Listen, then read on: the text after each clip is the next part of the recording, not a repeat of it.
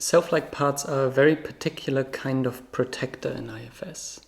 They are parts that feel, act, and behave very, very similar to the self. They are parts that actually oftentimes think they are the self, which makes them so important and at the same time challenging to be with in IFS.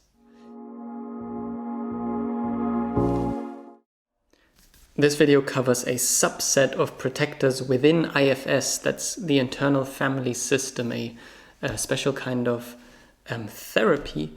So it will probably only make sense to those who know IFS, are kind of versed in IFS and have their own experiences, their own practice with it, and is not a very good introductory video.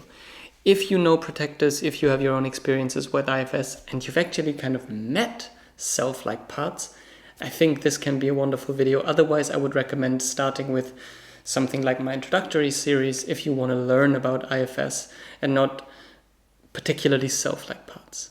But if you do already have experience with IFS, already have a good understanding of the theory, I think self-like parts are a very, very important aspect of our psyche and the IFS theory to talk about, because I think the more we grow with IFS and the more we also use it in our life, meaning both with ourselves in like self-led sessions, but also just in our daily life, the more we will have to look out for self-like parts. Now in this video I want to cover what are self-like parts and how are they different or related to the self. How do self-like parts show up in IFS sessions? How do self-like parts show up in our life? And what maybe are different types of self-like parts so you can get a better feeling and taste for what they are. That's going to be today's video. I hope you'll enjoy.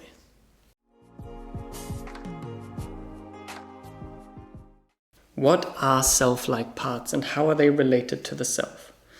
In short, a self-like part is a part that from the inside feels, senses, acts, and behaves very similar to the self. Meaning, when a self-like part is active in us, we often experience ourselves as open, curious, compassionate, but not in the real self-energy or self-qualities that we would have when we truly are connected to ourselves or when we are in self, but more from a sense of a part is behaving like that. So self-like parts act very similar, at least on the surface level, to how the self would act. They feel very similar to how the self would feel. But the main difference for me, and the main difference and distinction between the self and the self-like part is that the self is the self quality. So when I'm connected to myself, I am curious. I am connected. I am grounded. I am creative. Whereas a self-like part acts curious, behaves connected. So where in self and self-energy, these qualities are inherent to us. There is no effort to be open or to be connected. A self-like part is doing that. It's behaving as if. So the self has these qualities, and a self-like part is using strategies that are very similar to these qualities. That would be, for me, the main difference between a self-like part, a protector that uses self-like strategies for protection, and the self, which is these qualities. Now, why that is important, I want to discuss in the two subsections of self-like parts in sessions and self-like parts in life.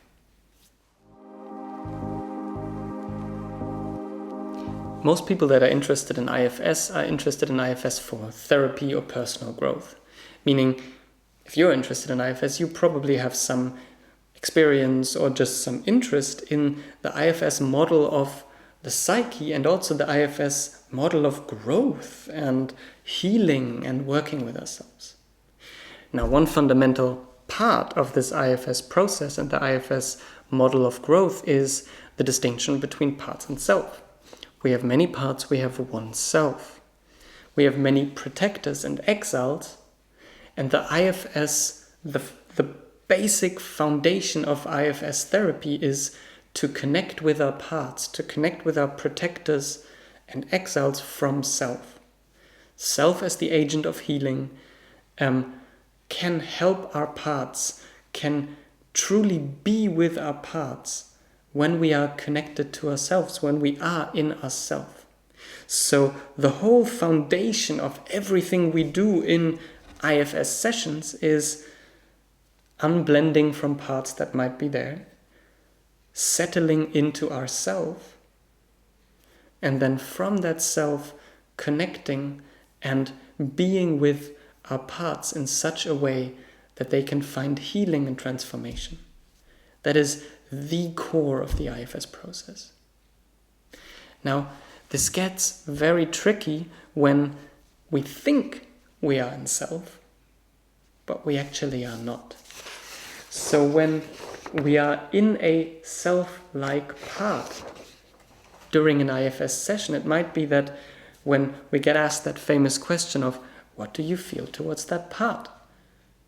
We may actually feel okay or open or interested, but it's not a genuine true openness or true curiosity or true compassion with this part, but it's a self-like part that acts as if it is that maybe has learned that in an IFS session, when you're asked, what do you feel towards that? You're supposed to say, I'm totally curious towards that. Or a part that actually is scared that if you were to truly open to a part, you would experience something that could overwhelm you. So rather than actually being curious and opening to this part, it just says, yes, I am curious. But actually you're still guarded, which will be one of the parts that we will explore later, the guarded self-like parts. So in an IFS session, rather than truly being in self, truly being curious, open, connected, we would maybe even feel like it, but it is coming from a self. It's a self that, it's coming from a part, that is behaving like that. Now, what's the problem with that? Well, the problem with that is that the self is the agent of healing in IFS, meaning that if I am not truly in self, and for instance, I'm connecting to a protector, that protector will feel that I'm not truly in self, but that there is another part blended with me, and it will, for instance, not let go or relax or show us what it is protecting. It gets even more difficult with exiles.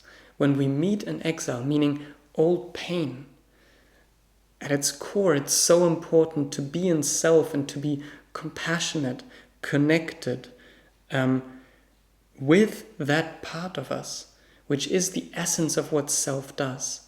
Whereas if I am in a self-like part that maybe even feels and behaves and acts differently, but that isn't truly the self, meaning that isn't truly that presence, that vastness, that doesn't have the powers of the self, then that is usually not what an exile needs. It usually leads to the exile not fully showing itself to us. And if an exile is showing itself to us, but we're in a self-like part, usually healing doesn't happen or transformation doesn't happen. So it would actually stop the IFS process and the IFS healing because we are lacking the fundamental healing capacity of the self as we are exploring ourselves. We're not in self, we're in a self-like part. That's how self-like parts can show up in sessions, and that's the problems they create in sessions.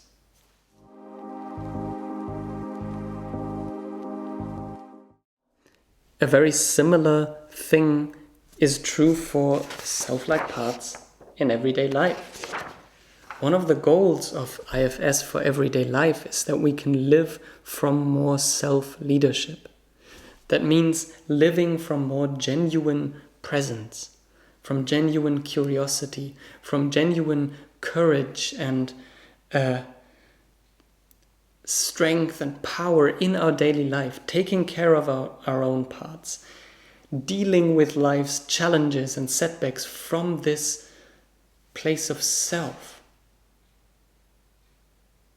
And yet, it can happen that rather than being in self-leadership, we have a self-like part that maybe takes over more and more of our life. This might be a part that feels, on the surface again, more calm, more open, more connected. But it's not actually coming from, and this is where words maybe even, where words become difficult. It's not coming from self, it's not coming from soul or being or whatever the word is that fits for you, for this deeper source in us.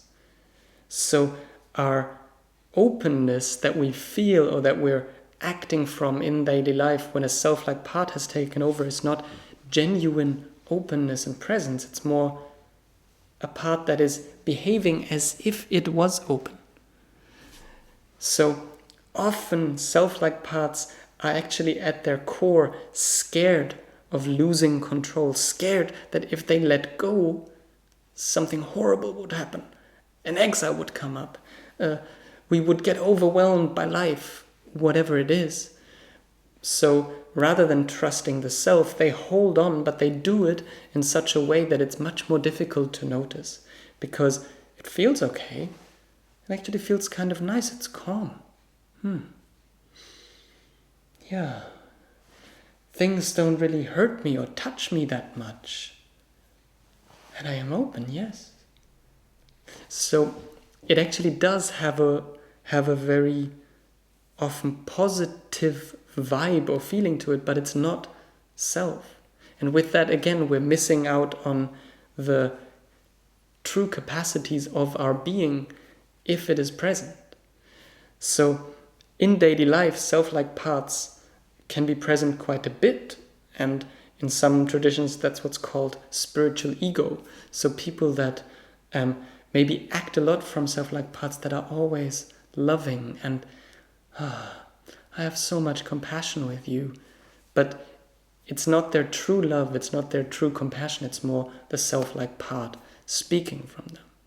So self-like parts in everyday life, self-like parts in sessions, and now how can self-like parts maybe look? What are types of self-like parts? Let's explore a few of those. And for these types of self-like parts, Jay Early has a wonderful overview of different types of self-like parts, qualities they can come with.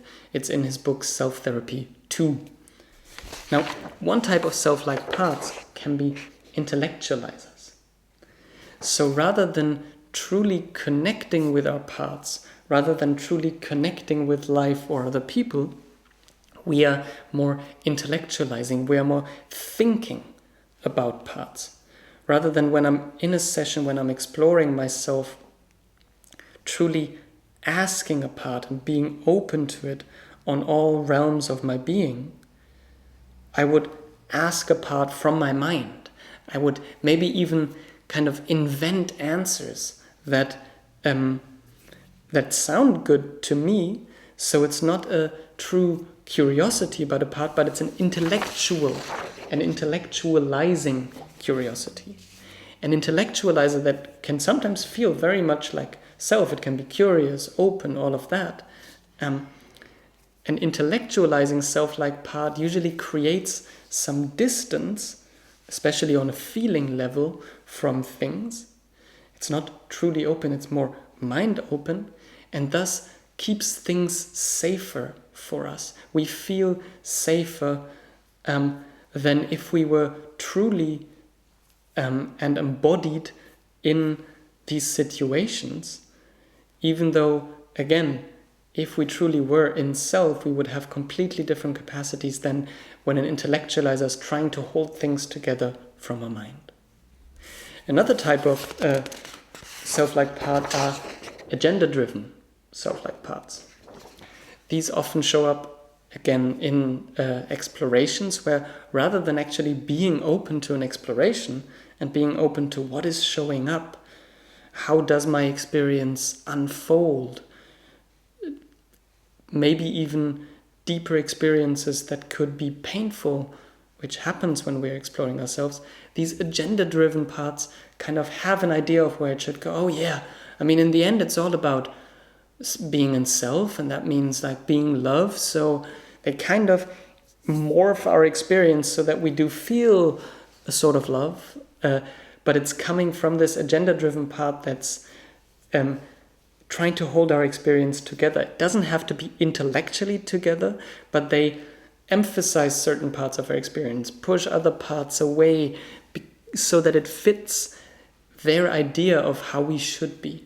Sometimes it's because they think that's what other people expect from us, but sometimes it's also so that we don't hit those excels that are somewhere and that could bring up pain. So they have an agenda of how we should be from moment to moment, and they work hard to get there, but again, it's not real presence. It's a self-like part that tries to hold us together. A third type of part would be guarded parts. Now, guarded parts usually guard parts of us, often are hard from the world, but self-like guarded parts can do so in a way that doesn't feel like we're totally tight, which would be another protector, but one that doesn't really feel like, oh, I'm in self, but that guard in more subtle ways.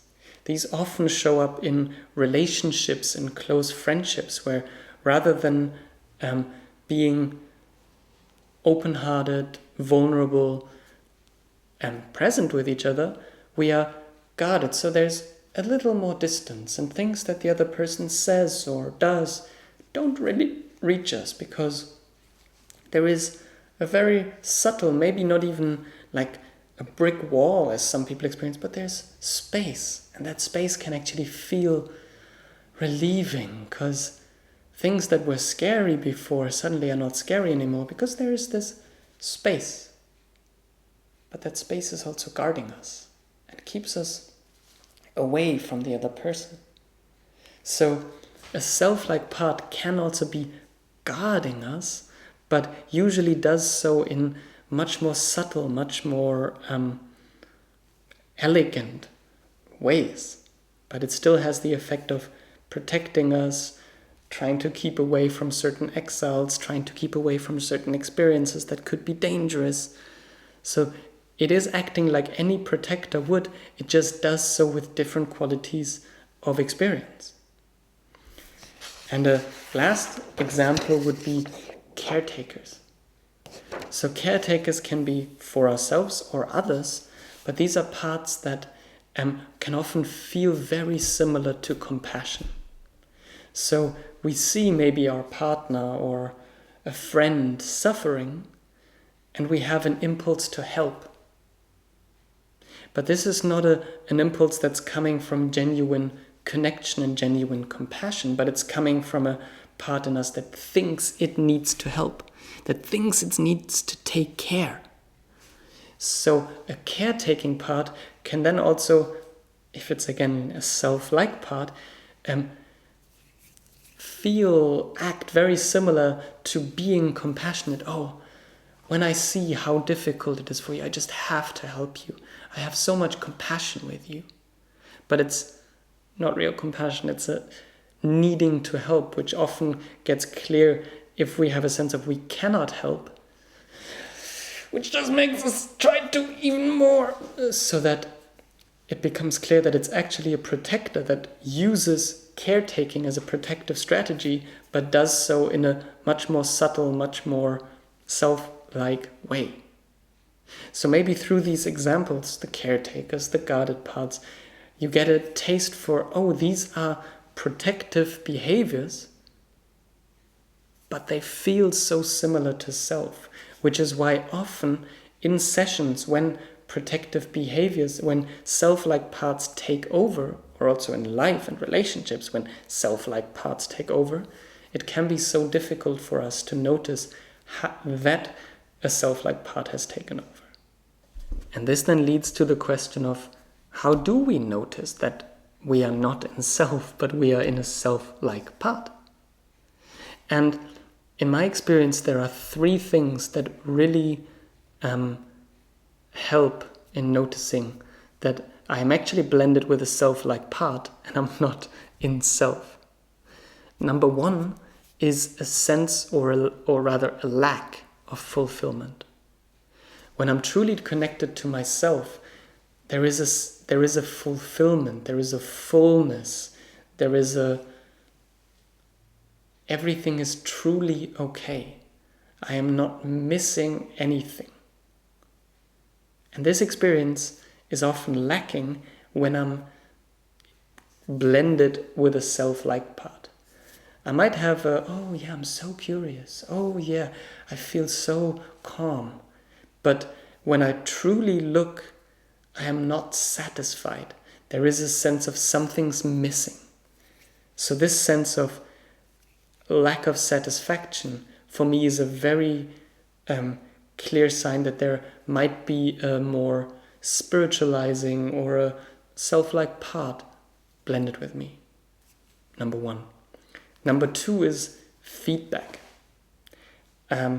Usually when people are with me, and even though I may be absolutely convinced that I am in self and connected to myself and that this is true curiosity, people usually know that it's not.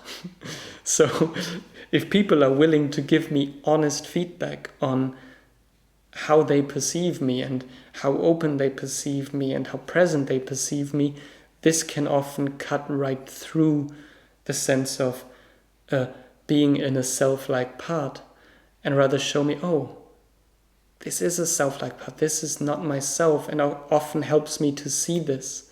And that's where teachers, good friends, therapists can be absolutely important on this level of self-like parts taking over more parts of our life, because I think it's often normal that as we're learning to be with ourselves, that also our protectors often evolve along with that.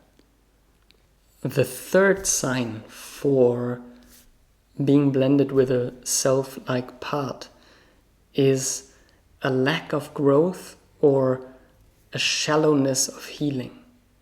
So if I've done a session or a couple of sessions on a certain part or topic in me, and in these sessions it seems like something's changing, but then after the session the same topics come back and back and back. In my experience, that's often because I wasn't actually experiencing healing. It wasn't actually myself with these parts, but it was a self-like part doing the healing. Jay Early also calls this pretend therapy. So rather than change sticking, than change actually being pervasive, getting into my being and my cells, it's nothing lasts. Or it's even something has changed, but it doesn't feel true. It feels shallow. It's not like I've gained depth of being through this transformation. So that for me is often a sign that there was probably a self-like part present during the healing process, during the transformation, that took over the session, that took over the exploration, and it wasn't really self being present, self being the agent of healing, but it was a part trying to do the healing. So this was the short video. It probably wasn't short. So that's it as an overview to self-like parts. What are self-like parts? How do they show up in sessions? How do they show up in real life? I hope this was helpful to get this word clear. Maybe it explained a few experiences you've had with yourself, maybe with other people. And if you have any questions, remarks, comments, please just write to me. And if this video helped you, please share it with somebody you think might be interested. See you soon. You never know what's around the